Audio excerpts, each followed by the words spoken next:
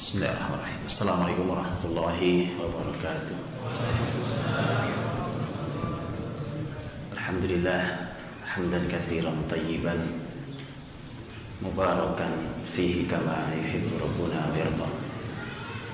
Alhamdulillahilladzi arsala rasulahu bil huda wa dinil haqq liyudhhirahu 'ala ad-dini kullihi wa kafa billahi shahida. Asyhadu an la ilaha illallah wahdahu la syarika lah wa asyhadu anna Muhammadan 'abduhu wa rasuluh. Allahumma shalli wa sallim wa barik ala Muhammadin wa ala alihi wa sahbihi ajma'in. Ya ayyuhalladzina amanu taqullaha haqqa tuqatih wa la tamutunna illa wa antum muslimun. Rabbana hab lana min azwajina wa dhurriyyatina qurrata a'yun waj'alna lil muttaqina imama. Amma ba'd. Saudara-saudariku, teman-teman yang mulia, yang baik, yang dirahmati Allah Subhanahu wa taala. Syukur kita pada Allah atas sebagian nikmat. Yang kenikmatan terbesar adalah ketika kita masih bisa mempertahankan Islam, iman kita masih bersabar kita di atas Islam ini, dan kita masih diberi Allah kesempatan untuk belajar ilmu yang terbaik, yaitu ilmu yang sumbernya adalah wahyu. Itu kenikmatan yang paling besar dibanding semua kenikmatan lain. Karena banyak orang lain yang bahkan sudah berjibaku, sudah jungkir balik mencari konsep ke sana ke sini, sudah keliling bumi mencarinya, ujung-ujungnya mereka kecewa dengan hasilnya. Kita disuguhi Allah Subhanahu wa taala wahyu dan kita mau membuka diri, karena juga ada orang yang tahu wahyu tapi belum mau membuka dirinya. Maka kalau kita mau membuka diri, kita mau menerima Islam, lapang hati kita untuk Islam, kemudian Allah berkenan memberikan hidayahnya kepada kita, kemudian kita duduk di rumah Allah untuk itu, maka ini kenikmatan luar biasa. Salawat dan salam semoga terhadir pada Nabiullah Muhammad SAW yang beliau memberikan panduan kepada para sahabatnya, dari panduan umum sampai panduan teknis yang detil. Dan ini menjadi menarik karena para sahabat punya panduan dalam perjalanan hidup mereka. Dan itulah maka generasi ini persis seperti Nabi sampaikan. Dan Nabi mengatakan bahwa taraktu fikum ma in tamassaktum bihi lan tadillu ba'di kitabullah wa sunnati. Kalau kalian, aku tinggalkan, kata Nabi, dua hal yang kalau kalian pegang kuat maka kalian tidak akan sesat selama-lamanya, yaitu kitabullah dan sunnahku. Rasulullah SAW mengatakan taraktukum 'alal mahajjatil bayda lailuha kanahariha la yazighu 'anha illa halik.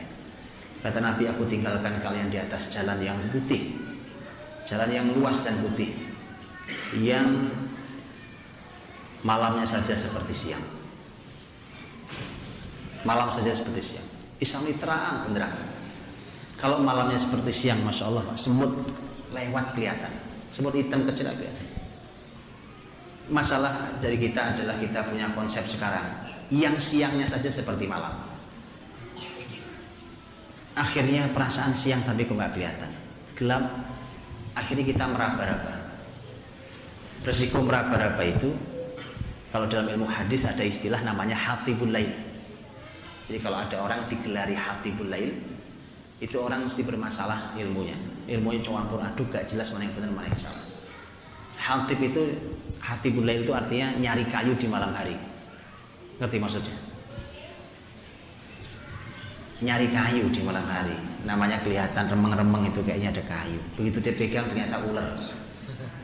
Namanya memang nggak kelihatan. Orang nuntut ilmunya gitu, remeng-remeng, ilmunya nggak jelas. Kemudian begitu dipegang, salah. Dipelajari, salah hasilnya. Maka sekali lagi bersyukur kita pada Allah. Kita dipandu oleh Rasul kita dengan jaminan, asal kalian pegang Quran dan Sunnahku, kalian gak akan sesat selama-lamanya.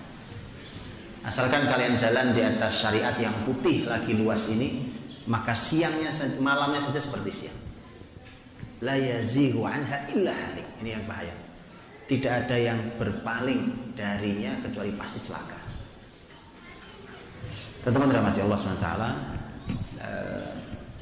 judulnya kok serem banget ya, generasi penakluk Roma. Dan ada kenapa harus Roma? Teman-teman rahmati Allah, kota-kota di dunia ini banyak kota kan, tapi tidak semua kota disebut oleh wahyu. Dan wahyu menyebutnya Quran menyebutnya, hadis menyebutnya, beberapa kota-kota. Dan ternyata Roma itu adalah kota yang disebut oleh Rasul SAW di dalam sabda beliau. Seperti tadi dibacakan oleh saudara moderator kita tadi tentang masalah Roma. Sebelum itu mari kita tarik dulu ke belakang sebagai sebuah pelajaran tentang sunnatullah. Karena semesta ini Allah ciptakan ada sunnatullahnya, ada aturan yang baku. Aturan baku jelas Quran juga mengatakan pohon tumbuh tunas hijau, lama-lama kering, kuning, kemudian kering jatuh ke tanah. Bukan begitu? Itu sunnatullah. Anak kecil lahir, bayi tumbuh besar kuat, usia pemudanya lama-lama rambut beruban putih, lemah, meninggal. Sunnatullah ya. Ada aturan di semesta ini, dan semesta ini tunduk pada Allah Subhanahu wa taala. Semua tunduk pada Allah dengan aturan Allah. Karena itu ada yang namanya sunnatullah fil kaun. Ada sunnatullah di semesta ini, aturan Allah di semesta ini. Nah, salah satu aturan Allah Subhanahu wa taala di semesta ini adalah siapapun yang zalim maka dia akan jatuh. Karena zalim itu kegelapan di hari kiamat. Siapapun yang zalim, bahkan muslim sekalipun yang zalim, dia akan jatuh. Kalau ingin tahu bahwa sebuah bangsa, sebuah peradaban, sebuah zaman akan segera jatuh dan diganti oleh yang lain, adalah ketika peradaban itu sudah zalim mencapai puncaknya. Gitu ya. Jadi kalau ada kezaliman mencapai puncaknya, itu kesedihan bagi yang mengalaminya, tapi sekaligus kabar gembira. Apa kabar gembiranya? Sebentar lagi dia hilang. Paham? Dan itu sunnatullah fil kaun. Karena Allah tidak ridho langit bumi yang diciptakan dengan mizan. Mizan. Bukankah Allah yang berfirman Rahman 'allamal Qur'ana khalaqal insana 'allamahul bayan. Asy-syamsu wal qamaru bihusban. An-najmu wasy-syajaru yasjudan. Was-samaa'a rafa'aha. Langit diangkat, Pak. Wa wada'al mizan. Dan Allah letakkan mizan. Mizan itu timbangan. Jadi langit diangkat itu, teman-teman, ada aturan, ada timbangannya. Dan timbangannya Allah adil, penuh dengan keseimbangan. Maka ketika semesta diciptakan dengan keadilan Allah, Allah tidak ridho kalau semesta ini dikotori oleh ketidakadilan. Maka siapapun yang zalim, bahkan itu muslim, dia akan jatuh. Itulah mengapa kemudian para ulama mengatakan bahwa bisa jadi sebuah kepemimpinan itu kepemimpinan kafir, tapi kalau dia adil, kadang-kadang dia lebih abadi daripada kepemimpinan muslim yang zalim, lebih lama usianya. Saking bahwa kepemimpinan itu, apapun itu di bumi ini harus dia tegakkan keadilan. Apa hubungannya ini sunnatullah ini dengan apa yang mau kita pelajari? Karena akan berhubungan sangat erat dengan hal ini. Teman-teman dirahmati Allah Subhanahu wa taala. Menarik jauh ke belakang dulu, bumi ini sebelum Rasul Shallallahu Alaihi Wasallam dibagi dua secara besar. Yang satu di bawah kekuasaan Persia, yang kedua di bawah kekuasaan Romawi. Kekuasaan Persia ibu kotanya ada di Irak. Dulu ibu kotanya di wilayah Madain. Ibu kotanya ada di wilayah Irak, terus wilayahnya masuk ke Iran, masuk ke wilayah-wilayah Azerbaijan, Turkmenistan, terus wilayah-wilayah bekas jajahan Soviet, masuk kemudian ke arah selatan, nanti masuk ke wilayah Afghanistan, India, Pakistan, dan seterusnya. Hari ini India bisa masuk sampai ke wilayah Cina. Semua itu masuk wilayah Persia. Ya, kebayang petanya? Atau nggak kebayang petanya? Dia wilayah itu wilayah Persia. Wilayah Romawi itu dari mulai Turki. Ya, untuk membayangkan petanya. Terus dia ke arah barat, memasuki seluruh wilayah daratan Eropa. Dari situ masuk ke wilayah Afrika, Afrika masuk melalui jalur laut, pinggir Laut Merah di sekitar wilayah Habasyah, negeri Habasyah, dari mulai Sudan membentang sampai ke selatan wilayah Ethiopia, Eritrea, terus gitu sampai menyusuri gitu masuk ke arah Yaman. Atau kebayang gak sih? Saya dari muter-muter tangannya, kebayang gak sih? Ya begitulah kira-kira ya, pokoknya antum cari sendiri. Antum lihat itu, jadi itu dulu wilayah dunia begitu dibagi dua tuh. Wilayah tengah ini kosong. Inilah wilayah wahyu nantinya. Inilah Islam di sini hadir, yaitu di Jazirah Arab. Jazirah Arab ini diloncati, Persia kagak minat, Romawi juga nggak minat. Nggak menarik daerah Arab itu memang. Nggak menarik, apanya yang menarik? Mau masyarakatnya buta huruf, wilayahnya padang pasir gersang, apa yang menarik? Udah gak ada yang menarik pokoknya ya kan. Tidak SDM-nya, tidak SDA-nya, nggak ada yang menarik. Justru ketika tidak menarik itu menarik. Makanya saya suka kalau ada orang tidak menarik, saya bilang saya tertarik. Beneran. Saya kalau ada generasi, ada kota atau masyarakat yang orang semua tidak suka, saya suka ini. Karena dalam sejarahnya yang orang lain tidak menarik itu, ini sumber kebaikannya. Kenapa kok sumber kebaikan? Itu banyak faktornya nanti. Ya nanti kita bahas di belakang kalau ketemu waktunya nanti. Tapi Al-Qulim, ini wilayah besarnya. Persia, Romawi. Romawi ternyata terbelah jadi dua. Persia satu solid.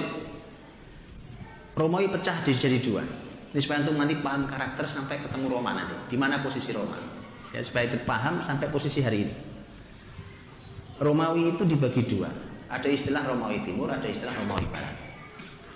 Romawi Timur ibu kotanya di Konstantinopel, yang sekarang namanya Istanbul di Turki.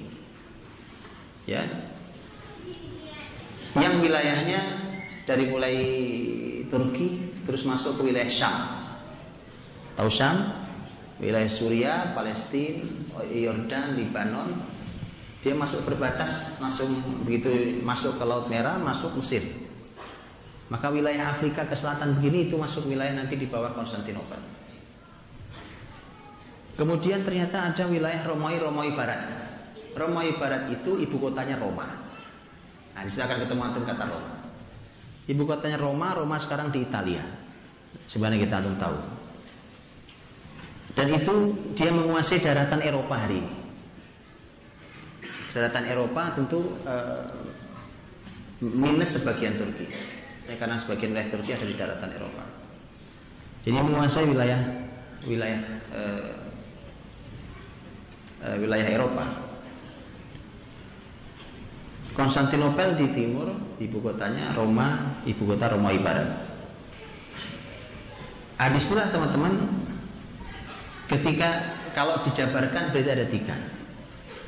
Ada Persia, ada Romawi Timur, ada Romawi Barat. Secara urutan kezaliman, nah ini urutan kezaliman. Ini kita akan kembali pada tema sunatullah fil kaun tadi, bahwa yang siapa yang paling zalim dia akan jatuh duluan. Dari tiga ini urutan kezaliman, dari yang paling zalim di mana mulainya? Yang paling zalim? Kaidahnya tadi saya sampaikan ya. Siapa yang paling zalim dia paling jatuh duluan. Persia bukannya bareng sama Romawi Timur? Kan Persia sama Romawi Timur sama-sama ditaklukkan di masa Khalifah Umar, bukan? Begitu? Romawi Timur itu wilayah Syamnya, minus Turki, Konstantinopel belakangan. Tapi sebagian wilayah Romawi Timur selesai di zaman Umar. Bukan begitu? Jadi mana yang duluan? Mana yang paling zalim mana?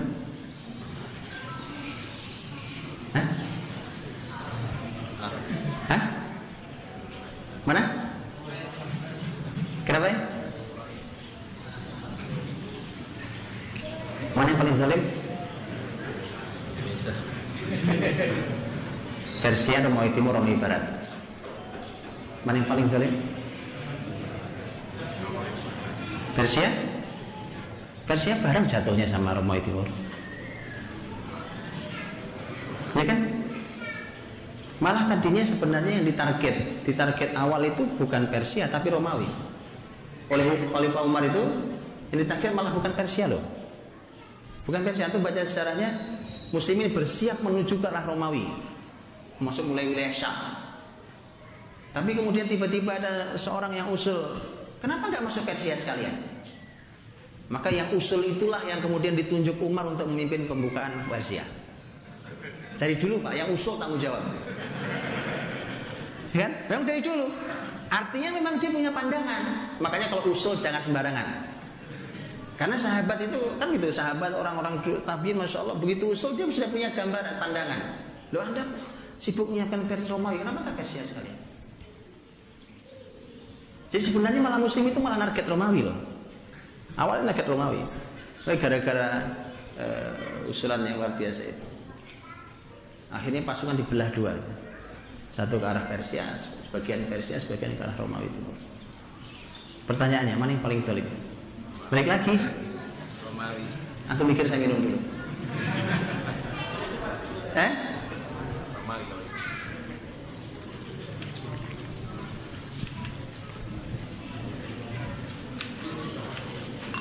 Yang mana jadinya?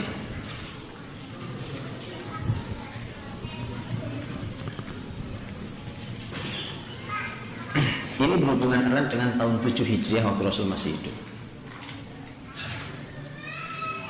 Waktu Rasulullah SAW masih hidup, tahun 7 Hijriah oleh para ahli sejarah Islam ditandai sebagai tahun baru atau fase baru.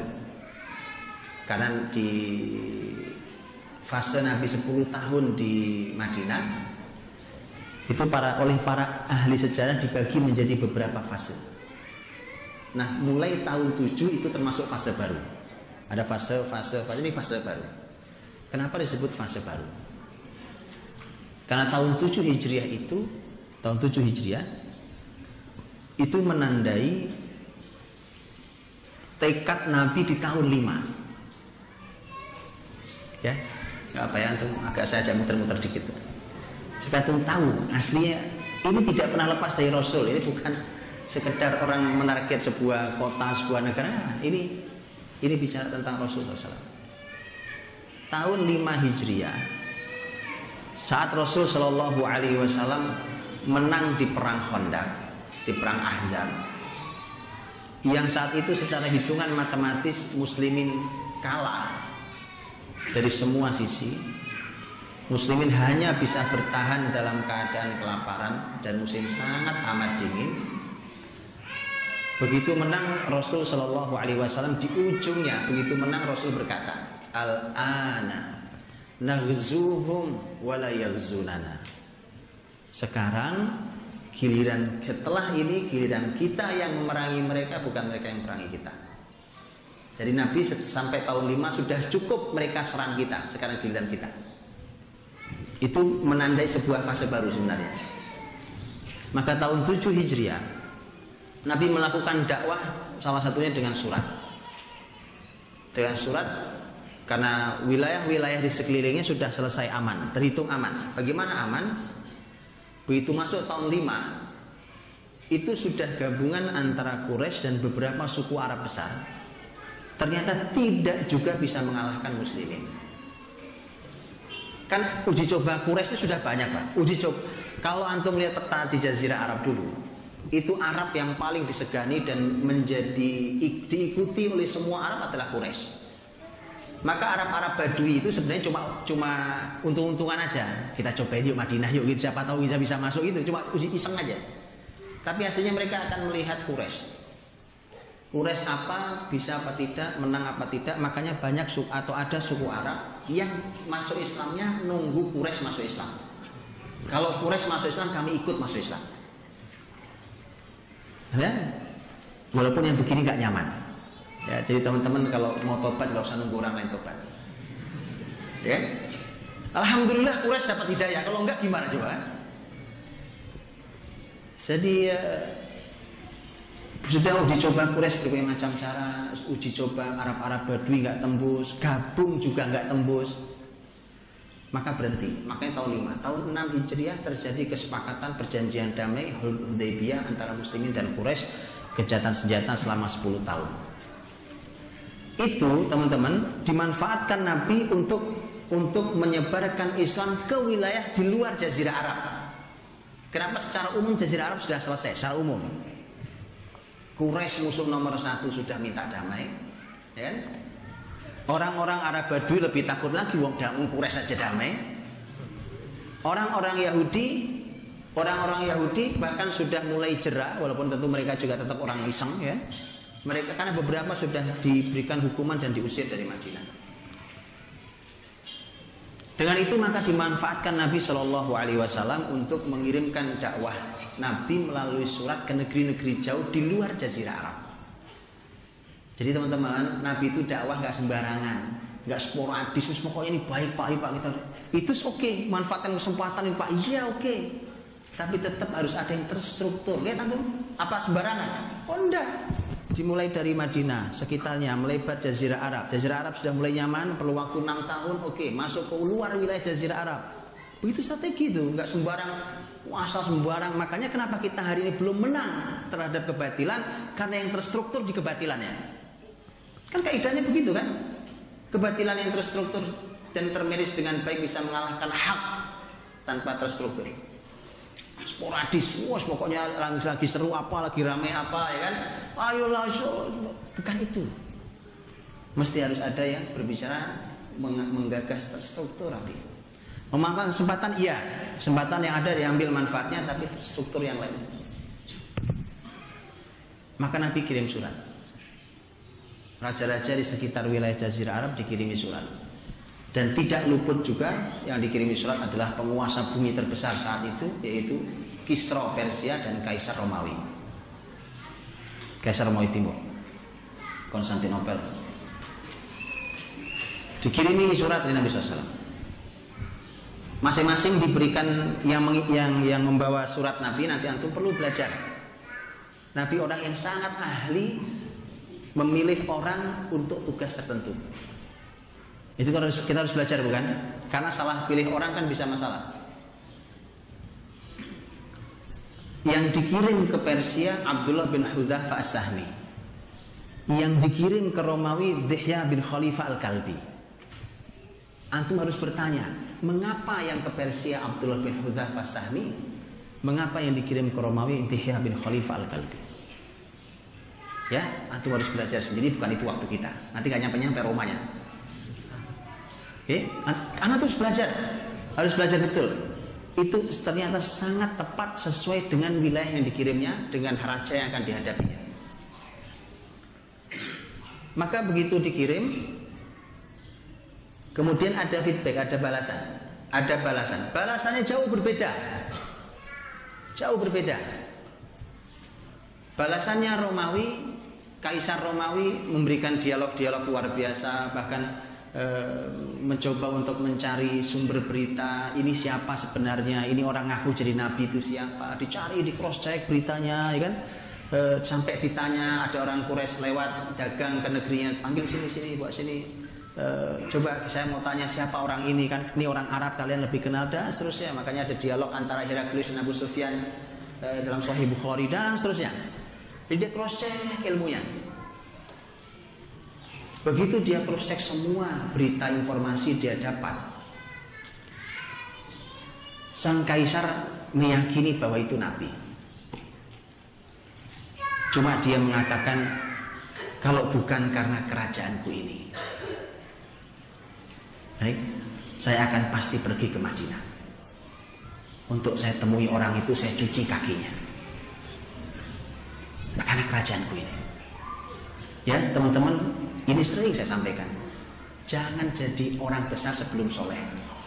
Susah. Beneran kan?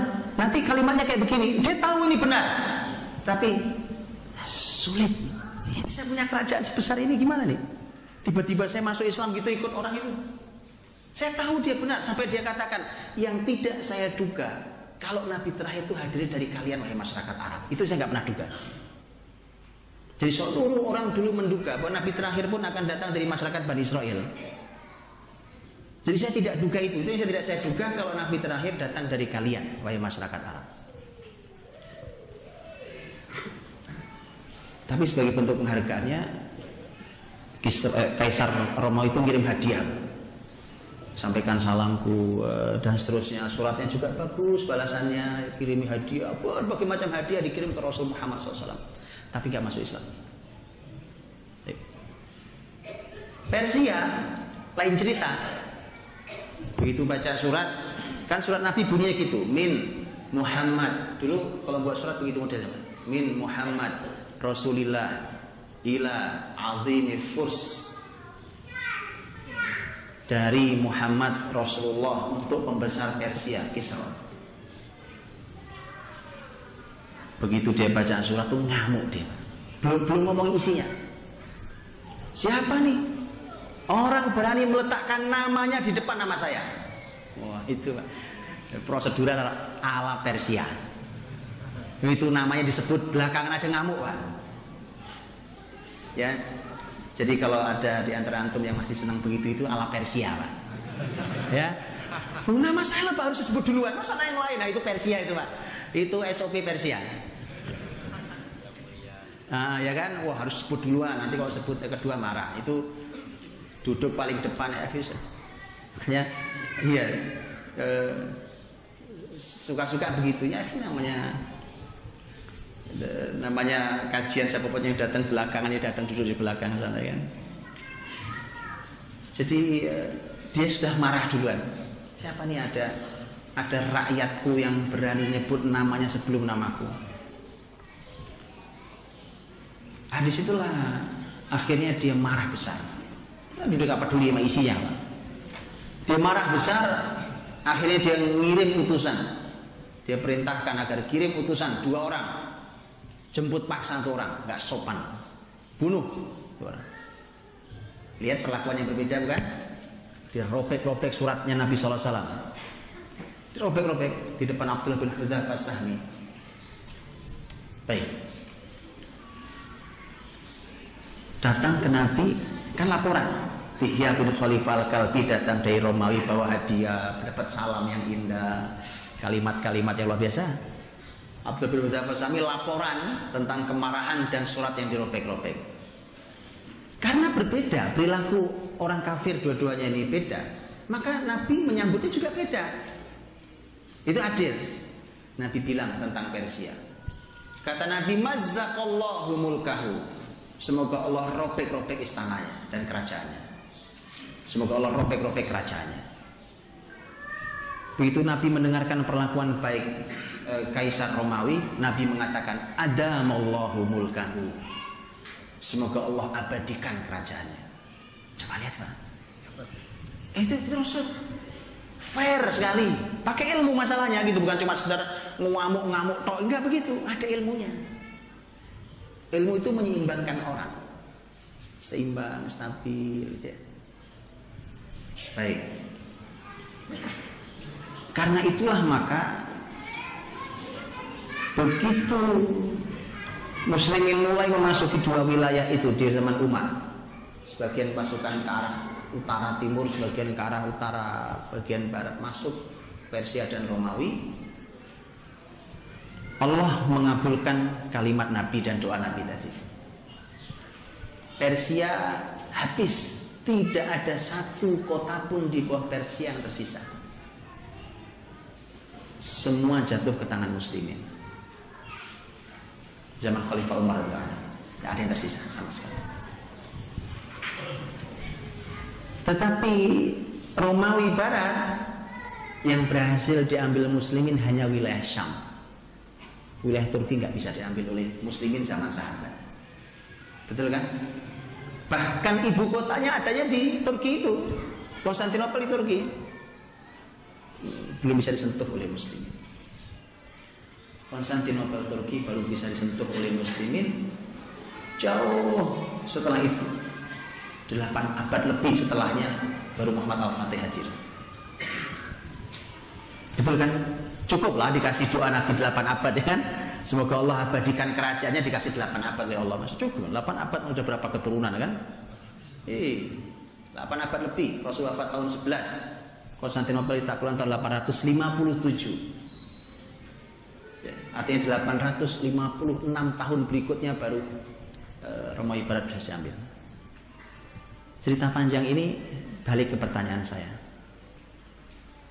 Jadi siapa yang paling zalim? Hah? Persis. Yang paling zalim adalah Persia. Karenanya begitu dia jatuh kesemuanya. Jatuh keseluruhan, gak ada yang tersisa. Jatuh sampai ke akar-akarnya jatuh. Romawi masih tersisa, cukup besar, bahkan ibu kotanya masih belum bisa disentuh oleh muslimin.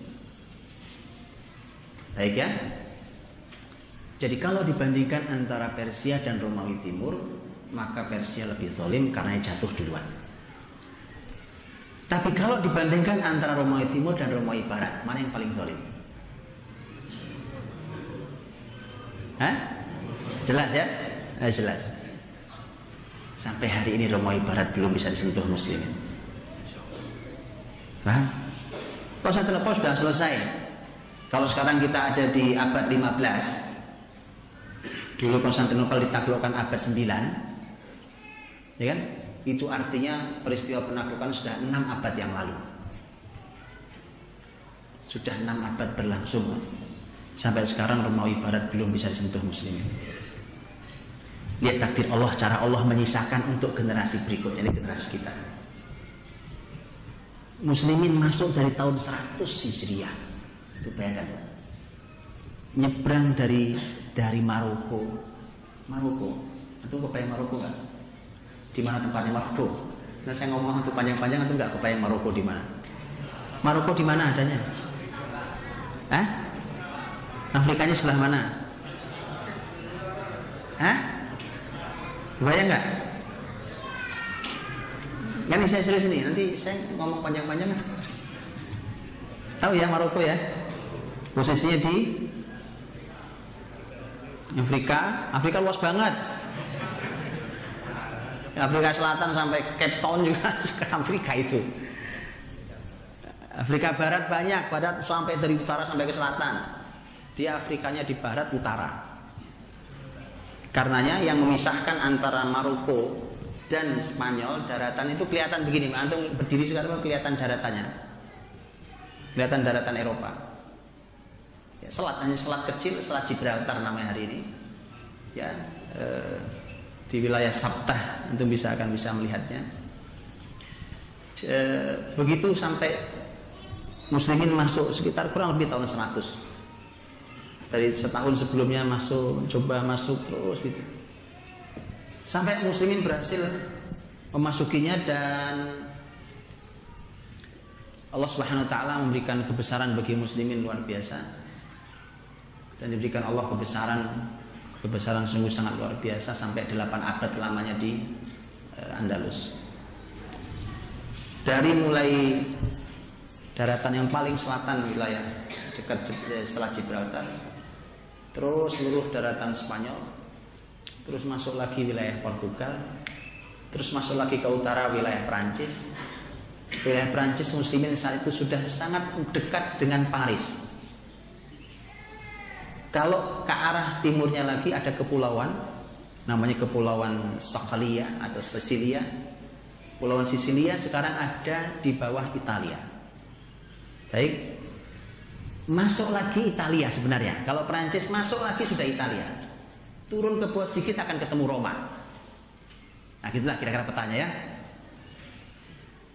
Tapi nggak nyampe ke Roma. Muslimin berhenti di batas menjelang Paris. Nanti antum harus belajar kenapa berhenti di situ. Wallahi pelajarannya sangat mahal. Dan muslimin selalu kalah, faktornya bukan karena muslimin lemah tenaga fisiknya, bukan karena lemah kekuatan militernya, tapi karena dosa yang dilakukannya. Ya, untuk belajar itu kehebatan luar biasa seorang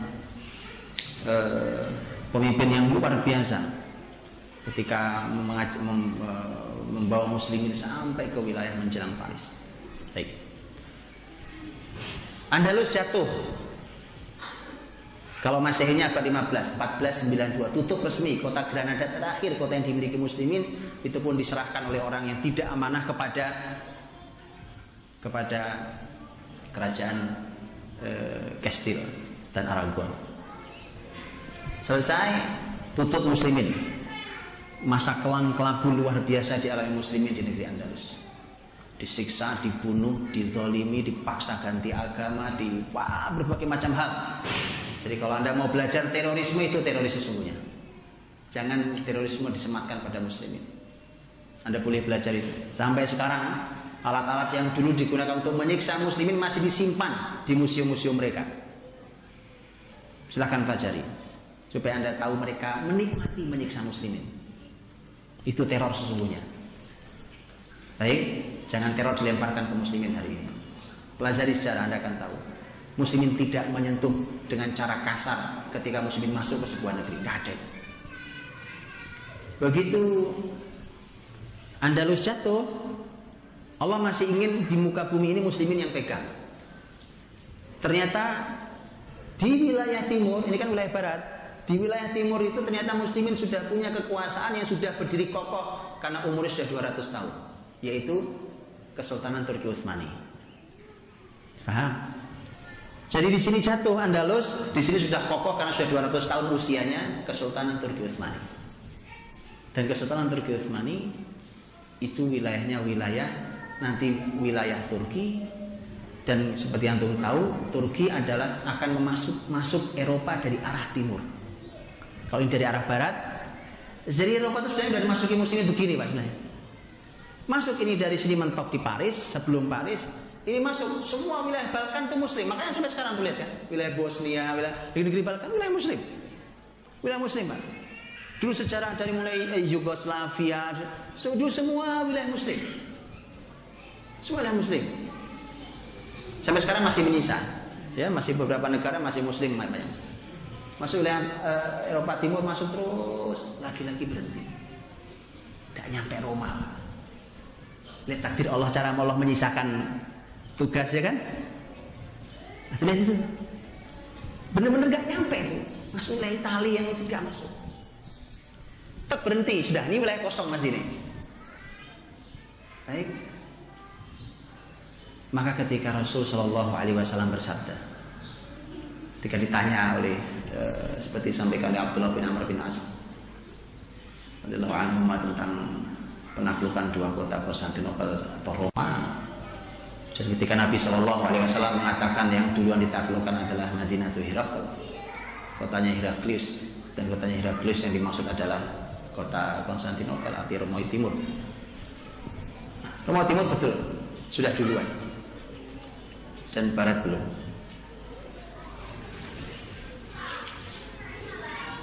Apa yang Allah sisakan ini?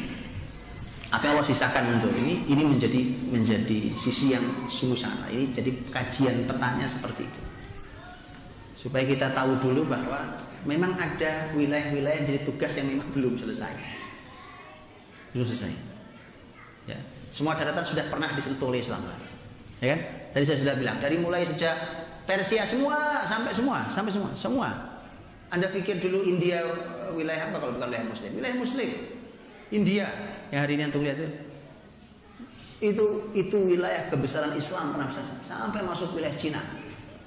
Sudah Cina. Apalagi Irak, Iran, Persia sampai ke wilayah-wilayah sampai sekarang wilayah-wilayah Tajikistan, Turkmenistan, Uzbekistan, wilayah-wilayah muslim. Dari sini sampai sekarang masih banyak muslim di sana. Eropa juga demikian. Ya, dari mulai wilayah Spanyol selatan terus masuk sampai ke Prancis. Wilayah Turki terus sampai negeri Balkan. Itu kan? Ah, itu di posisi tengah itu. Tengah nih jadi PR. Jadi subhanallah. Sampai kita duduk di masjid ini hari ini masih jadi PR. Jadi babnya ini perlu dicatat baik-baik, babnya tentang masalah penaklukan.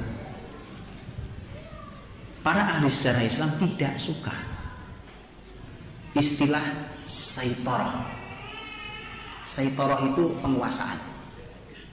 Menguasai wilayah, menguasai itu gak suka. Karena Allah berfirman dalam Al-Quran tentang Nabi Muhammad SAW, ma anta alaihim bimusaitir. Kamu Muhammad bukan penguasa mereka. Maka wilayah saitor atau penguasaan wilayah itu nggak suka. Yang disukai oleh para sejarawan Islam adalah futuhat.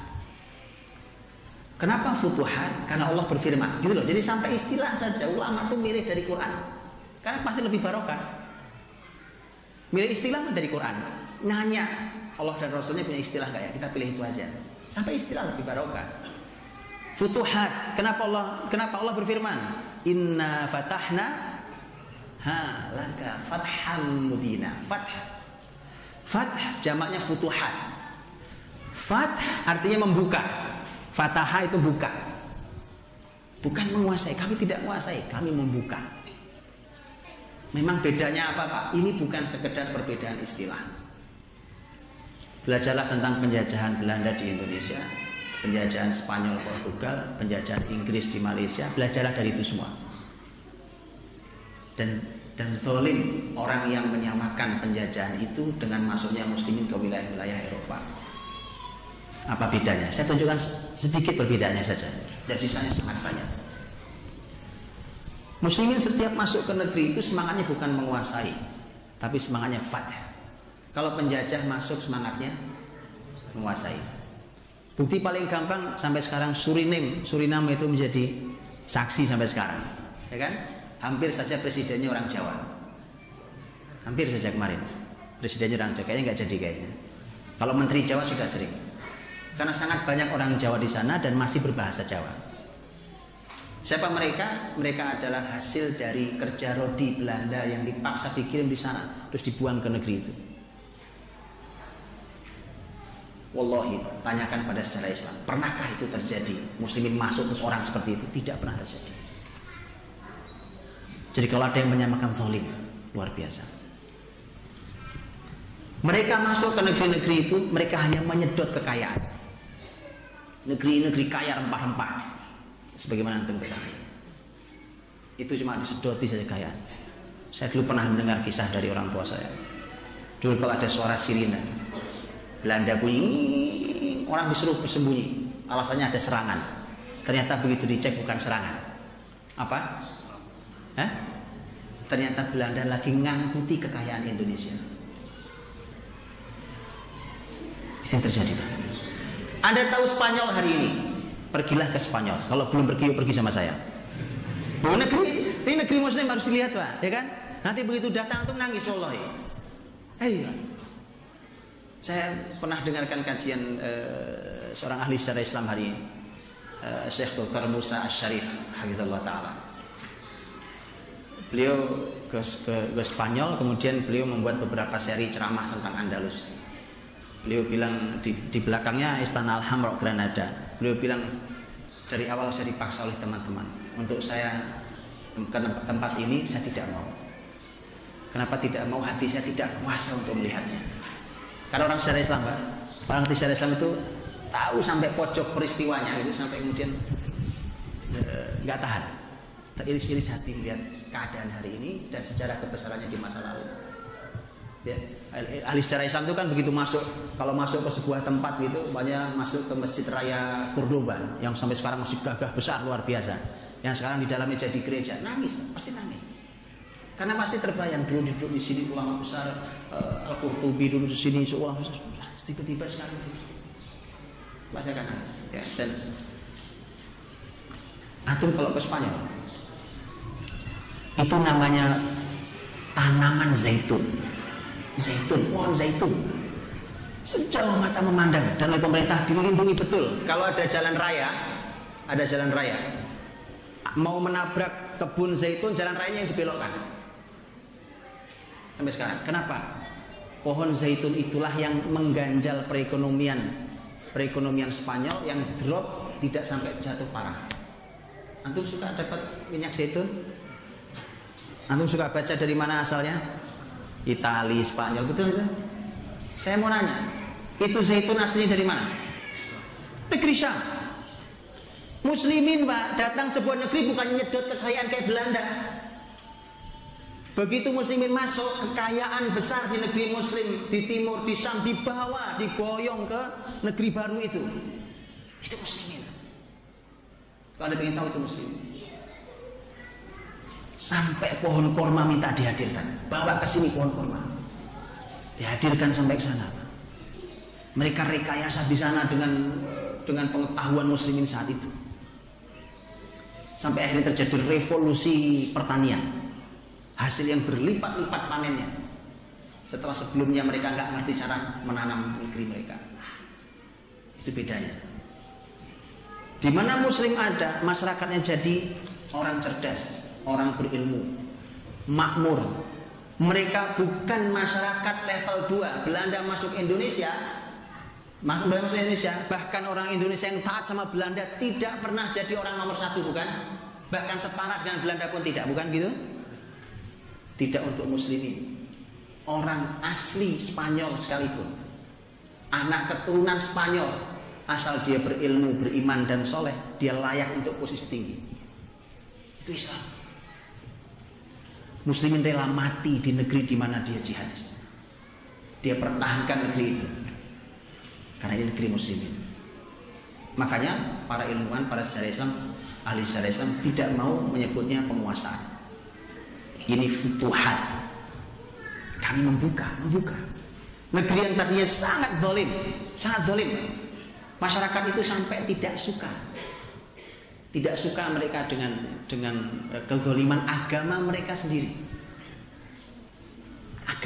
Negara mereka sendiri. Bahkan sampai mereka lebih suka kalau Islam yang masuk. Bisa bayangkan itu? Jadi muslimin masuk itu mau menyelamatkan masyarakat luas hanya oleh kezaliman beberapa gelintir orang itu. Jadi kalau kita bicara tentang Roma, itu juga sama babnya. Bahwa tidak boleh ada kezaliman di bumi Allah Subhanahu wa taala. Muslimin tugasnya mengantarkan keadilan. Tapi kalau muslimin aja belum adil, gimana mau mengantarkan keadilan wong dia aja belum adil. Faqidu syai' la yu'ti. Orang yang kehilangan sesuatu tidak mungkin memberi. Wong dia kehilangan masa dia memberi? Yang mau dikasih aja hilang. Kan tidak mungkin. Makanya muslimin harus belajar tentang keadilan, menerapkan itu dalam kehidupan mereka, bahkan pada dirinya sendiri. Baik teman-teman dirahmati Allah. Nah disinilah kemudian ketika Rasul menyampaikan tentang dua kota Konstantinopel dan Roma, dan ini ada satu lagi pembahasan yang orang suka bingung dan blunder. Padahal para ulama sudah menyampaikan sebenarnya pembahasannya. Nanti antum yang belajar tentang tema akhir zaman cuma ruwet doang isinya. Ya, loh kok ada Pak di akhir zaman penaklukan Konstantinopel lagi? Ya, lawang ini sudah ditaklukkan katanya sama Muhammad Al-Fatih. Di akhir zaman ada pembahasan tentang Fatih Konstantinopel. Kok ada lagi pembahasannya? Jadi sebenarnya yang benar gimana? Ada yang tahu? Itu dibahas oleh para ahli ulama dengan dua perkiraan pembahasan. Tapi wallahu alam bahwa ada pendapat yang wallahu alam bisa menjadi kajian yang menarik, bahwa Konstantinopel kan sudah selesai. Kita akan dijelaskan oleh para ulama dengan hadirnya Muhammad Al-Fatih di Konstantinopel. Dan begitu dilahirkan begitu dibuka Konstantinopel di Istanbul dulu namanya, Muhammad Al-Fatih menggantinya dengan Istanbul, kota Islam. Hari ini jadi Istanbul. Saya juga tidak tahu apa arti Istanbul, saya nggak tahu. Istanbul. Sebenarnya wilayah ketika muslimin menaklukkan Istanbul, Konstantinopel itu dan seterusnya. Tapi kenapa ada pembahasan lagi tentang Konstantinopel di akhir zaman? Apakah sebenarnya bukan Muhammad Al-Fatih menaklukkan Konstantinopel, atau sebenarnya bukan Konstantinopel belum ditaklukkan sampai hari ini. Kalau jawaban ini mudah salahnya. Kenapa mudah salahnya? Jelas. Bahkan Konstantinopel pun, Istanbul pun hari ini sudah Islam. Muslimin di sana. Di Turki Muslimin. Di Turki Muslimin. Dan sejarah juga sudah membuktikan dengan sangat gamblang bahwa Muhammad Al-Fatih ya 857 Hijriah, 1153 Hijriah Masehi ditaklukkannya Konstantinopel. Ataukah Konstantinopel nanti kembali jatuh ke tangan orang kafir sehingga muslimin perlu membukanya kembali? Ini peluang yang juga dibahas oleh sebagian ahli ilmu. Tapi ada pembahasan yang berikutnya. Ataukah Konstantinopel yang dimaksud bukan Konstantinopel yang Romawi Timur? Ini juga pendapat ahli ilmu hari ini, bahwa Konstantinopel yang dimaksud adalah Konstantinopel Romawi Barat, yang itu adalah Roma, karena aslinya Roma dan Istanbul dulu namanya sama-sama Konstantinopel. Wallahu a'lam. Artinya, kalau begitu maka menjadi klop dengan hadis Nabi tadi, riwayat Ahmad yang disahihkan oleh para ulama tentang penaklukan Konstantinopel dan Roma. Menarik apa yang disampaikan oleh Syekh Al-Albani rahimahullah taala ketika menjelaskan hadis ini dalam kitab luar biasa beliau, Silsilah al-Ahadits Shahihah. Kita untuk buka jilid 1 langsung ketemu hadis ini. Ketemu hadis ini dan membahas tentang Roma Konstantinopel. Kalimat beliau begini, ini kalimatnya. Bahwa penaklukan Konstantinopel sudah terjadi di masa Muhammad Al-Fatih Turki Utsmani. Dan tidak lama lagi Anda akan mendengar penaklukan kota Roma. Kalimat ini ahli ilmu kan? Tidak ada yang menaklukkan. Kalau wahyu tidak ada yang menaklukkan. Lihat kalimat berikutnya.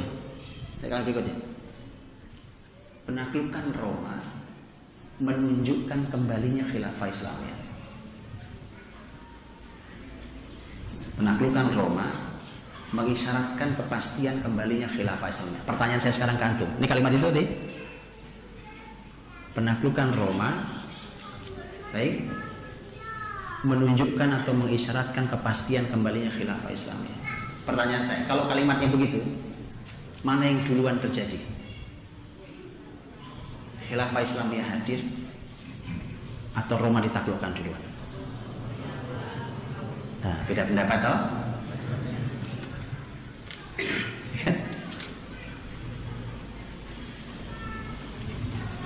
Penaklukan Roma memastikan kembalinya khilafah Islamiyah. Jadi mana yang duluan? Khilafah Islamiyah. Masih dua pendapat ini. Khilafah dulu. Khilafah dulu. Ya. Kalimat itu menunjukkan bahwa khilafah hadir, itu pasti. Kemudian Roma bagian dari hasil khilafah Islamiyah. Teman-teman, kalau ngaji pakai kitab ulama itu kita dapat urutan. Enggak sporadis semau kita, wah teriak-teriak doang, semua ada urutannya. Karena para ahli ini menguasai jalur riwayat. Dan mereka akan sampaikan kepada kita seperti yang beliau kuasai ilmunya. Kalau mengacu pada kalimat itu, maka khilafah Islamiyah kembali dulu. Baru kemudian Roma bagian dari hasil dari khilafah Islamiyah. Wallahu a'lam. Baik. Masalahnya adalah, yang paling penting tentang masalah dari semua pembahasan ini adalah, masalahnya adalah kualitas yang kayak apa yang bisa menghadirkan hidayah sampai ke negeri Roma. Kualitas generasi kayak apa coba? Saya suka ngasih ilustrasi, Pak. Ini ilustrasi kosong. Karena nggak ada dalilnya, cuma ilustrasi kosong. Saya bilang, kebayang nggak sih siapa yang akan menyalami paus untuk mengucapkan dua kalimat syahadat? Asyhadu an la ilaha illallah wa asyhadu anna Muhammad Rasulullah. Disambut gegap gempita oleh seluruh dunia. Kebayang nggak? Ini khayalan kosong, nggak ada dalilnya masalahnya. Karena kita tidak tahu bagaimana konsep penaklukannya. Karena sekarang di Roma ada Vatikan, yang berdiri sendiri sebagai sebuah kerajaan Tuhan. Jangan salah loh, jangan salah bahwa mereka punya kedutaan kerajaan Tuhan, termasuk di Indonesia. Antum tahu nggak? Nggak tahu? Nah, tahu, alhamdulillah. Antum tahu kekayaan mereka? Luar biasa. Ya, mencari sendiri datanya. Luar biasa. Mereka bisa menjangkau wilayah-wilayah yang tidak bisa dijangkau bahkan oleh orang hari ini. Jadi benar bahwa dari dulu Roma, dari sejak Muslimin masuk ke wilayah Eropa itu menggerakkan seluruh daratan Eropa. Dari berkali-kali Paus itu dulu mengumumkan perang suci. Ini jauh sebelum perang salib, mengumumkan tentang perang suci. Perang suci dan seterusnya itu diumumkan. Ya, dan itu artinya memang dari dulu sampai hari ini. Karenanya teman-teman Allah SWT, ini sekali lagi babnya adalah bab ketika Islam harus hadir dengan membawa keadilan. Kezaliman yang terjadi. Bukankah kalau antum membaca tentang, saya cukup mengikuti, bahkan kalau ada itu teman-teman pemilihan paus itu, saya ikuti dari awal sampai akhir. Betul. Saya duduk dari awal sampai akhir. Berhari-hari saya ikuti berhari-hari. Kan antum pernah lihat secara langsung kan? Saya ikuti betul. Saya bilang karena di sini ada sabda Rasul. Saya ikuti. Antum ikuti atau enggak? Enggak minat ya? Hah? Kalau saya ikuti, sehingga saya hafal, oh gini cara milih paus. Jadi sampai rencana, sampai wacananya, sampai kemunduran Paus Benedictus 16 sebelumnya. Saya harus terus apa sebabnya? Bukan pakai berita hoax ya, bukan berita itu. Berita yang enggak. Karena menjadi menarik mengikuti pergerakan itu, membaca zaman kita sampai di mana hari ini dan kemana janji Rasul Sallallahu Alaihi Wasallam. Begitu orang itu mengikuti jejak wahyu itu begitu. Jadi pertanyaannya, ini sehebat apa ya generasinya? Kira-kira tadi ya, kira-kira helan kosong tadi, siapa yang nyalami itu? Ya. Luar biasa. Dan para ahli ilmu juga membahas perbedaan penaklukan Konstantinopel dengan Roma. Konstantinopel dibahas dengan jelas bahwa menggunakan pasukan, itu artinya perang. Dan khusus untuk Roma tidak ada pembahasan pasukan. Apakah akan ada perang besar atau tidak perang besar maka tidak jelas. Tetapi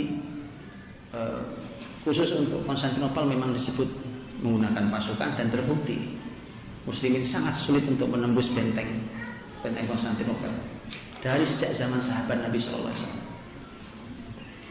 dan baru berhasil di Muhammad Al-Fatih. Tapi untuk Roma tidak ada pembahasan tentang perang besar. Apakah kemudian ditaklukkan tanpa perang? Mungkin, wallahu a'lam. Mungkin. Ya, dan kalau antum pernah melihat data tentang pertumbuhan Islam di Eropa, ya kan? Itu dibiarin gitu aja, dibiarin tumbuh alami gitu aja. Itu Eropa jadi negeri Muslim semua. Ya, dibiarin aja gitu. Karena pertumbuhan Muslimin di Eropa begitu tingginya, sementara orang-orang Eropa tidak minat punya anak. Karena punya anak merepotkan. Nah, itu konsep itu menarik buat kita. Ayo lanjutkan aja, ya kan? Kita yang punya anak banyak gitulah, antum di sini terpengaruh. Salah, iya kan? Salah teman-teman. Ya, saya pernah baca data ini. Pertumbuhan Muslimin di berbagai kota di Eropa, berbagai negara di Eropa. Pertumbuhannya perbandingan antara mereka dengan Muslim, jauh kemana-mana. Itu kepala jadi kaki jadi kepala, itu berbeda jauh, sangat jauh. Pasti akan mengerikan. Makanya Presiden Amerika sekarang tahu persis kan, ini mengerikan ini. Iya, tahu persis ini kan. Makanya dia mulai membuat peraturan yang akhirnya berantem sendiri di internal mereka sendiri. Ya kan? yang melarang para imigran, karena imigrannya Muslim. Dan Muslim itu subhanallah, masyarakat Muslim Afrika, orang Aljazair, orang Maroko, orang-orang Libya, tinggal mereka di mana? Mereka nggak tinggal diam, mereka sampaikan Islam, mereka buat masjid, mereka sholat, mereka Ramadan dihidupkan, mereka dakwah dan seterusnya. Saya nggak pernah tinggal diam, Muslimin dimanapun. Ayo, lama-lama mereka mikir deh, ya kan? Mereka anaknya bisa 5, bisa 8, ya kan? Lah yang ini nggak mau punya anak. Makanya itu dibiarin gitu aja jadi negeri Muslim itu. Makanya mereka motivasi agar mereka mau punya anak. Ini sudah salah konsep. Makanya di Surabaya jangan diikuti itu konsep itu. Muslimin memang begitu, memang Nabi yang katakan. Nabi yang sampaikan, tazawwajul waludal wadud fa inni mukatsirun bikumul umam yaumil qiyamah. Nikahi wanita yang memiliki kasih sayang yang melimpah dan punya anak yang banyak. Karena aku akan berbangga banyak-banyakan di hari kiamat nanti. Itu memang konsep dalam Islam gitu ya. Jadi konsep banyak anak itu aja sudah mengerikan. Ini belum ngomong kualitas loh. Baru ngomongin jumlah anak ya kan. Bagaimana kalau jumlah anak dengan kualitas hebat? Wah itu ngeri. Makanya kalau generasi ini dididik dengan sangat baik, kita sebagai Muslim kagum dan bangga. Kita sebagai orang tuanya bahagia, kagum dan bangga. Tapi orang kafir marah-marah. Kan aneh toh, lewong anak saya didik sendiri. Oh situ yang marah-marah. Karena mereka tahu efeknya Pak. Nah kalau kayak begini semua kualitas anak-anak Muslim, ya mereka tahu. Apa itu? Yu'jibu zurra'a liyaghidha bihimul kuffar. Kita yang didik, kita yang nanam, kita bangga dengan hasil tanaman kita, hasil didikan kita. Tapi orang kafir murka, marah besar. Makanya pendidikan yang benar yang begitu. Kalau antum didik generasi terus orang kafir muji-muji, oh ini generasi hebat, ya kan? Top Indonesia hasilnya, ini negeri yang sangat demokratis. Oh dipuji orang kafir, oh seneng atau? Atau dipimpin orang kafir nggak mau, dipuji orang kafir seneng. Ini saya heran memang. Ayat bukan kita nyari musuh, enggak, ini alami. Kami nggak ganggu, kalau kami ganggu kami salah. Kami salah. Kami hanya didik anak-anak kami sendiri, generasi kami didik dengan cara yang baik, kemudian antum marah-marah, nah itu sudah benar ya. Itu Quran yang bicara. Yu'jibu zurra'a liyaghidha bihimul kuffar. Orang kafir marah-marah. Tapi bukan generasi yang nyari masalah, bukan. Ini generasi baik-baik, nggak ada masalah, nggak ganggu mereka, nggak sama sekali. Kita cuma menjalankan Islam yang benar. Pasti orang kafir marah. Ya, teman-teman, waktu saya habis. Jadi saya cuma sampaikan bahwa saya sudah sering sampaikan bab ini bahwa ketika hadis Nabi menyampaikan tentang Roma satu paket dengan Konstantinopel di satu hadis yang sama, saya sering katakan setidaknya ini memberi inspirasi buat kita. Kita mesti belajar kepada yang pernah menaklukkan Konstantinopel, yaitu Muhammad Al-Fatih. Al-Fatih panglimanya, pasukannya adalah pasukan besar, bernaung di bawah Turki Utsmani, sehebat apa, seperti apa dididik, seperti apa dilahirkan, seperti apa keadaan saat itu, apa yang mereka lakukan, dan seterusnya. Bahkan saat terjadi berkecamuk perang luar biasa, Muhammad Al-Fatih sudah berhari-hari, bahkan sempat dalam beritanya Muhammad Al-Fatih mengganti Laksamana Angkatan Lautnya.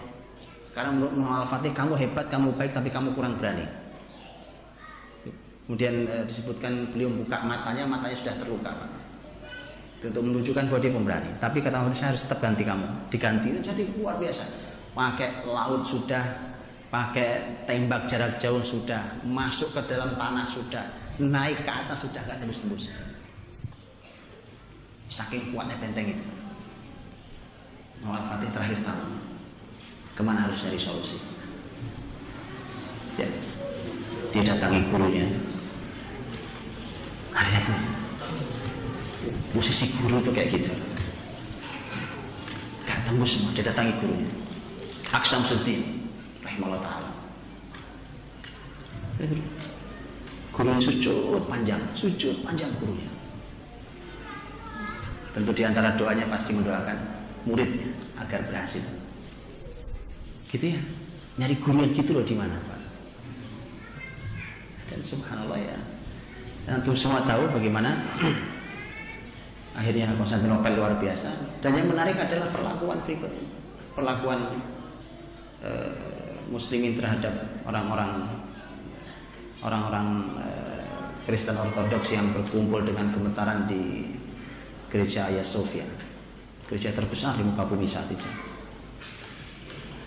Mereka sudah takut karena mereka kebayang wong sesama Romawi Timur Barat aja kalau perang kejamnya minta ampun mereka.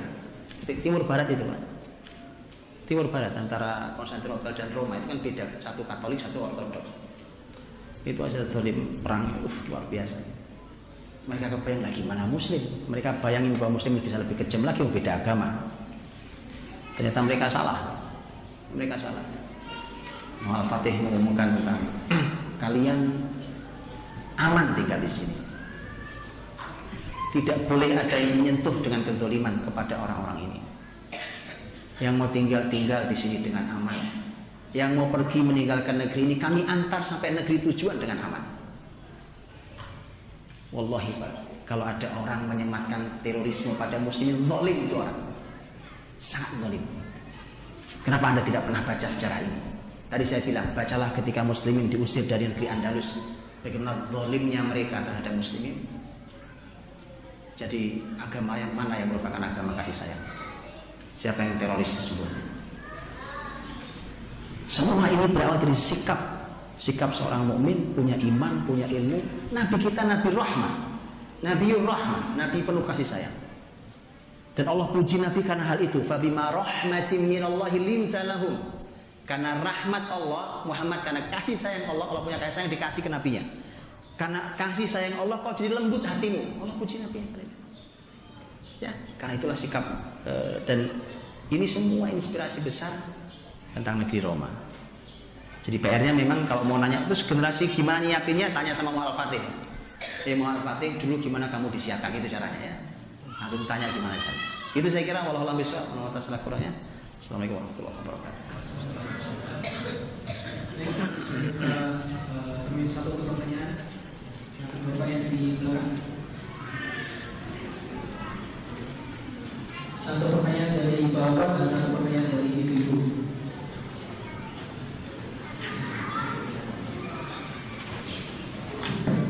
Assalamualaikum. Assalamualaikum warahmatullahi wabarakatuh. Saya baca bukunya Degree of Andalus, tapi itu karangan orientalis. Jadi di situ diceritakan bahwa Persia untuk zaman Umar dan mereka sebenarnya tidak bersama dengan Muslim. Nah, salah satu di Persia akhirnya waktu itu diberikan panglima yang menaklukkan Persia, tapi waktu itu sama Umar diberikan kepada Hussein. Apa itu Pak? Ulang-ulang. Jadi di buku Degree of Andalus, karena yang menciptakan ada yang mengarang orientalis. Iya. Di situ disebutkan bahwa Persia itu sebenarnya memberikan dampak kenangan sejarah yang buruk bagi bangsa Persia. Nah, jadi intinya mereka tidak bersumata dengan umat Muslim.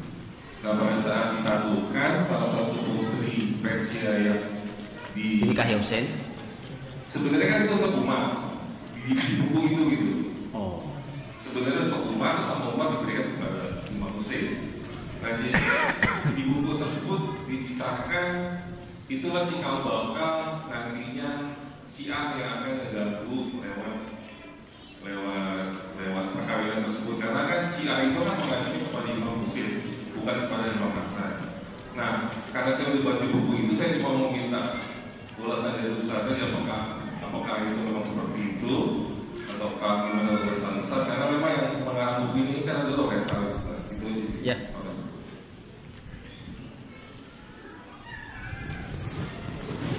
Masuk.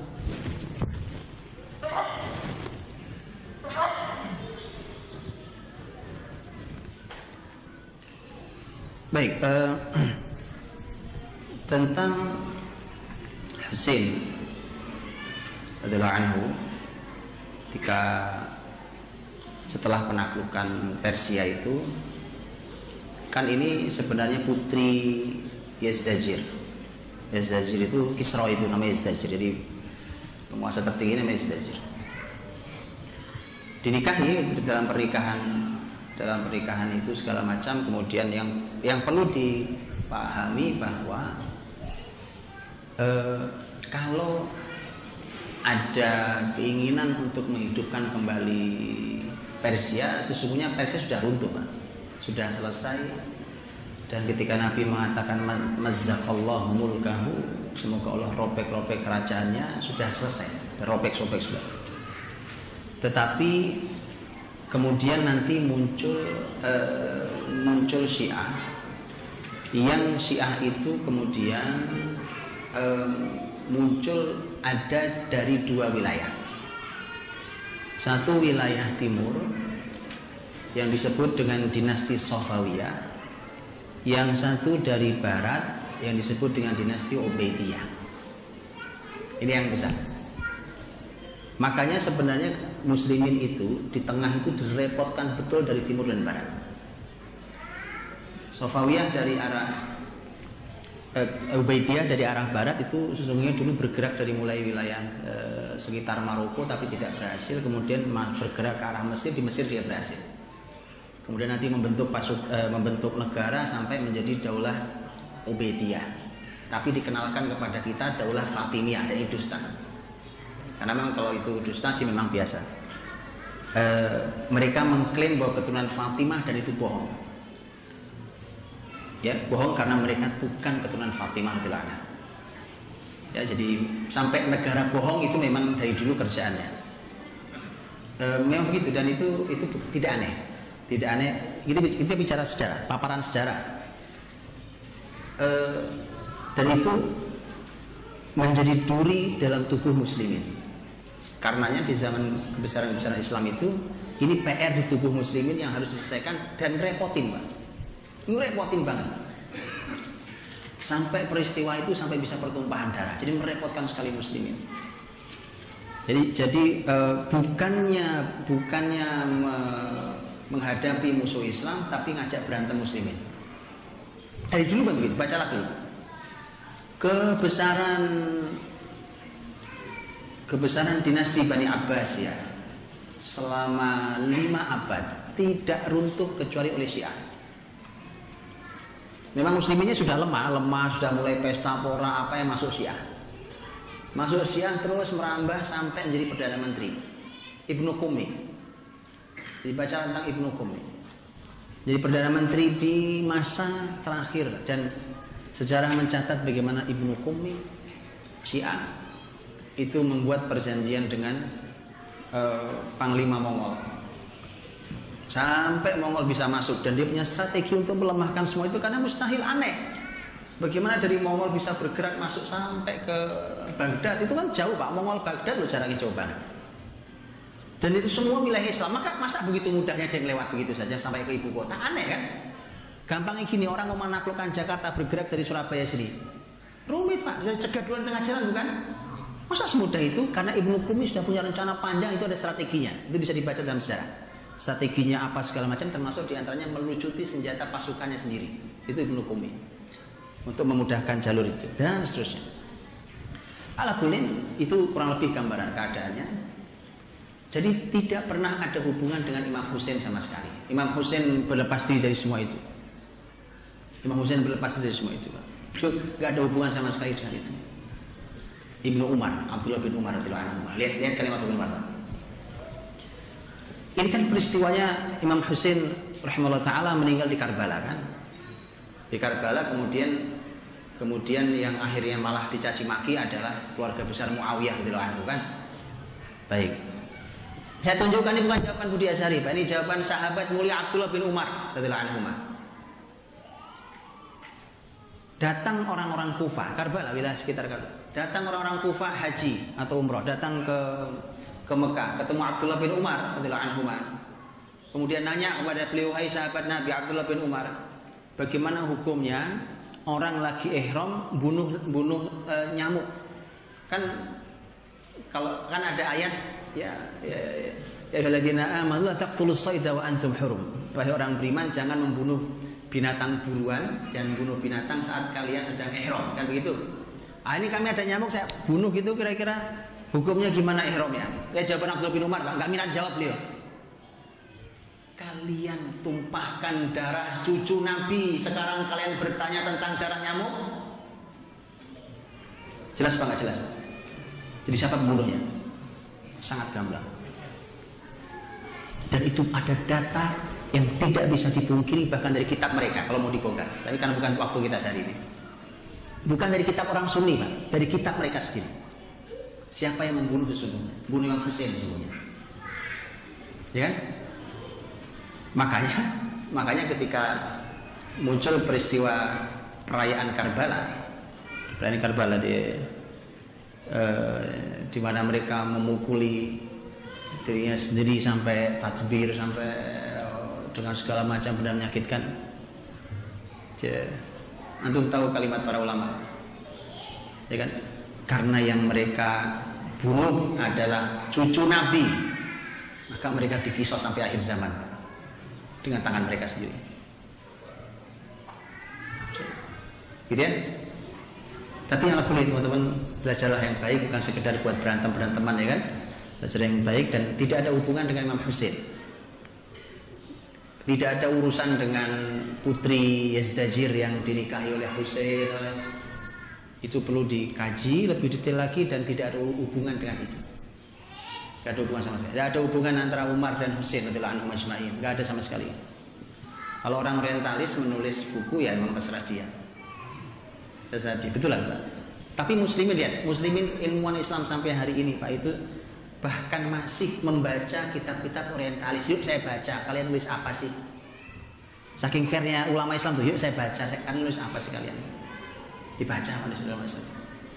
Ya, tapi kalian nulis bukan muslim maka para ahli mengkritisinya. Dan orientalis itu sangat menghindari kata muslimin atau Islam, yang mereka suka kata Arab. Itu bahkan makanya ada penerjemah Arab menerjemahkan tulisan orientalis itu dia kasih footnote itu bahwa ini karena mereka tidak suka dengan muslimin dan Islam maka mereka lebih memilih kata Arab. Padahal ya Arab ya muslim saat itu memang Arab siapa? Saking menghindari kata Islam dan muslimin. Ada kuliah gitu ya. Tapi saking fairnya muslimin masih mau baca. Ini baca kayak apa buku-buku kalian. Maka saya minta diseimbangkan Pak, baca kalau tadi The Great Andalus baca, sekarang subhanallah ada buku-buku bagus yang diterjemah tentang Andalus. Bukunya Profesor Dr. Rohib Asirjani sudah ditulis tentang diterjemah setahu saya tentang Andalus. Lebih dulu lagi saya ingat saya bukunya Dr. Tariq As-Suwaidan tentang Andalus. Kalau itu adalah para ahli sejarah Islam muslim Masya Allah dan silahkan menjadi perbandingan nanti. Wallahu a'lam bishawab.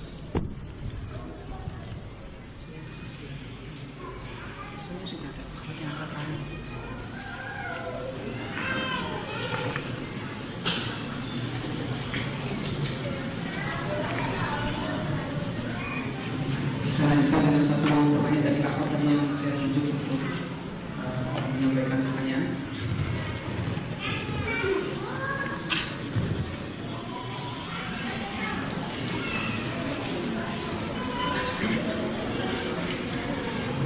Bismillahirrahmanirrahim. Ustaz, jadi ada seorang teman yang mengatakan bahwa memang dia agak liberal, mengatakan bahwa sejarah khilafah itu berdarah-darah. Jadi apa yang kalian harapkan dari kedatangan khilafah? Gitu.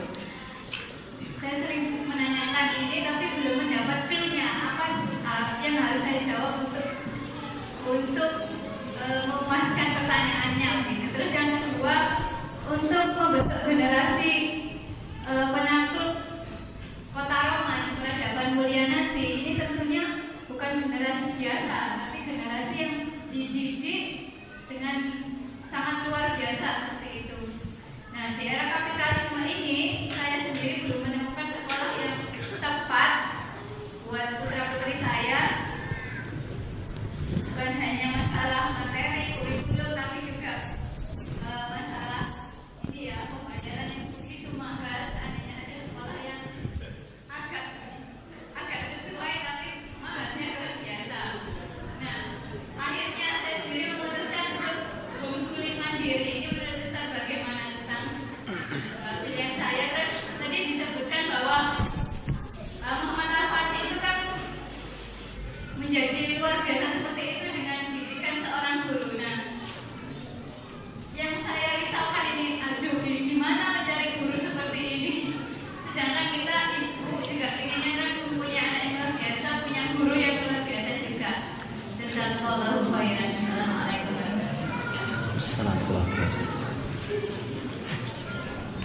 Kalau anak liberal nanya dan ibu ingin memuaskan sih nggak ada gunanya, ibu muas-muasin dia juga. Sama gunanya. Kecuali dia serius mau diskusi ilmu. Ayo kita diskusi ilmu. Orang iseng, diisengin aja. Benar orang iseng. Betul kan? Kalau cuma melempar iseng, apa sih kalian harapkan dengan kembalinya khilafah cuma berdarah-darah? Kalau antar ibu kan tahu ini orang ngomong mau diskusi ilmu atau mau iseng, itu kan? Ya kalau mau iseng ya diisengin balik, ngomong orang iseng, ya kan? Kalau orang betul, yuk kita diskusi ini, ayo diskusi, ayo kita bicara. Betulkah kekhilafahan Islam adalah sejarah berdarah-darah? Ya, atau itu hanya bagian dari peradaban manusia, tidak ada yang sempurna, dan berapa persen dari kebesaran peradaban yang dibangun oleh muslimin dibandingkan darah mereka yang muncul? Dan apakah semua yang berdarah itu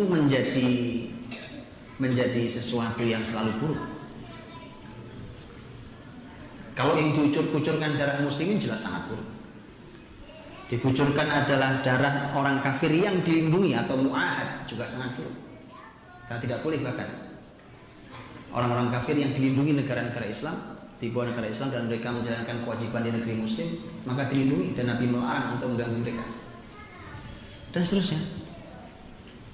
Tapi bagaimana dengan ketika Nabi SAW sendiri, Nabi sendiri yang bahkan menyetujui tentang hukuman mati hampir 700 orang Yahudi Bani Quraidah, potongin kepalanya satu-satu. Ya, biasa saja, ya biasa saja. Kenapa? Karena mereka layak, makanya mati satu orang lebih baik, tapi menyelamatkan kehidupan sekian banyak orang. Bukankah Allah berfirman, walakum fil qisasi hayatu ya ulil albab.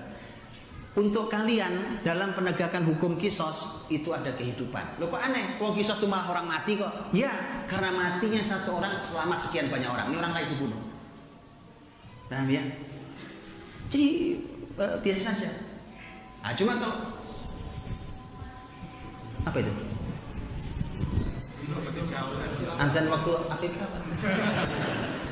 Persia ya. Waktu Persia.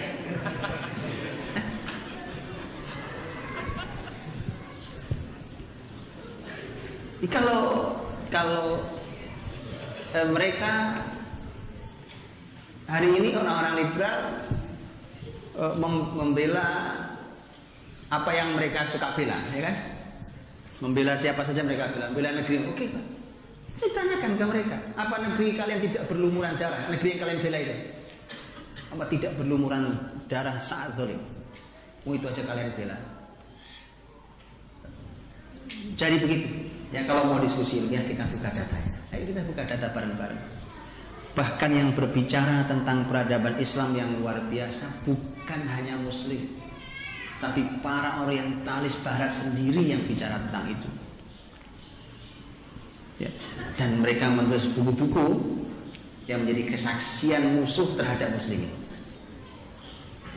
Mereka menyaksikan sendiri itu, bagaimana mereka menggambarkan kebesaran Muslimin.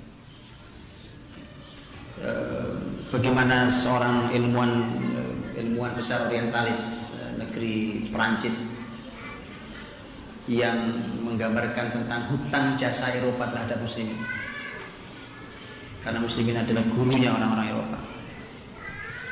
Ya, ini semua adalah data yang mereka sendiri yang bicara. Untuk itulah kalau betul mau bicara tentang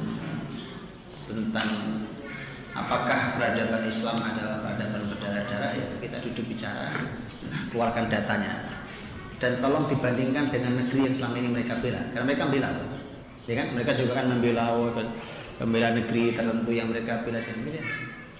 Ya dibandingkan, silakan dibandingkan, itu baru fair namanya.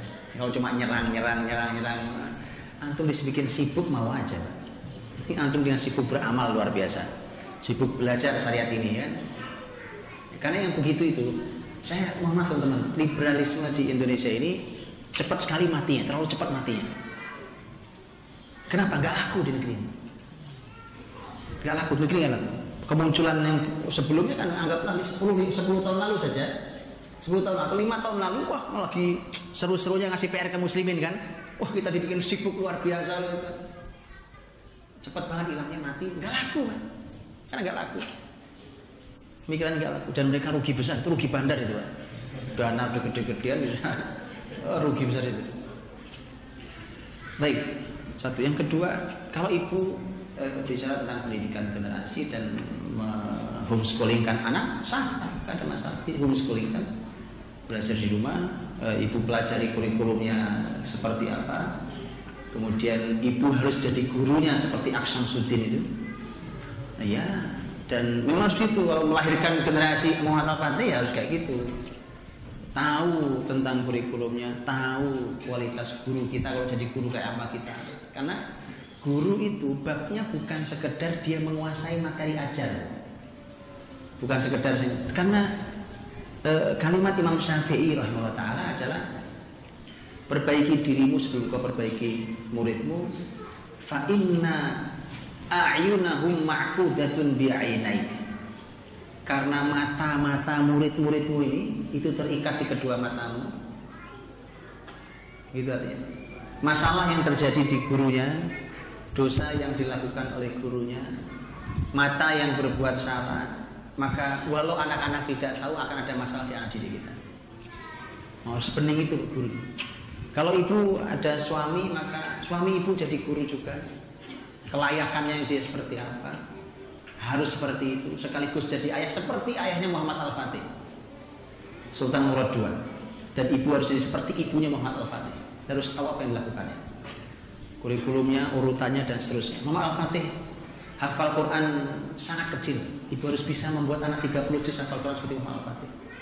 Setelah itu Muhammad Al-Fatih akan belajar ulum syariah, ilmu syar'i yang kokoh, berbagai macam ilmu tafsir, fikih, usul hadis, al-hadis, mustalah hadis, semua yang pelajari. Anda harus ajarkan itu ke mereka sampai dia di ulum syariah. Setelah itu Muhammad Al-Fatih belajar berbagai macam bahasa sampai menguasai 7 bahasa. Kalau tidak, ibu harus ajarkan itu di 7 bahasa itu. 7 bahasa, baik bahasa ibu atau bahasa kaumnya sampai bahasa-bahasa peradaban yang akan dimasukinya. Ya. Begitu seterusnya sampai belajar berbagai macam ilmu sejarah, ilmu geografi, ilmu matematika, kan itu semua manfaat untuk kebesaran Al-Fatih di kemudian hari. Jadi kalau ada orang tua yang mengambil keputusan untuk itu, maka ini luar biasa dan silakan ambil keputusannya, tapi kemudian silakan dikaji, digali kurikulumnya seperti apa, urutannya seperti apa, dan kemudian siapkan diri menjadi gurunya, ya kan? Dan kalau mau cari gurunya jangan salah lagi, nanti sudah anak kita selamatkan ke rumah, guru yang didatangkan sama aja sama yang lain, ya sama aja malah mendatangkan keburukan ke rumah sendiri. Jadi harus dipilih betul, karena kalau orang-orang yang berani ambil keputusan seperti itu dalam hidupnya, mestinya jangan nanggung. Karena saya juga suka jumpai teman-teman yang berani ambil keputusan tapi tetap saja nanggung. Saya bilang ini keputusan hebat, mestinya hasilnya hebat, jangan nanggung. Malah akhirnya cuma nanggung juga. Jadi jangan sampai, maka tentu perlu didiskusikan lebih detail lagi tentang seperti apa kurikulum peradaban.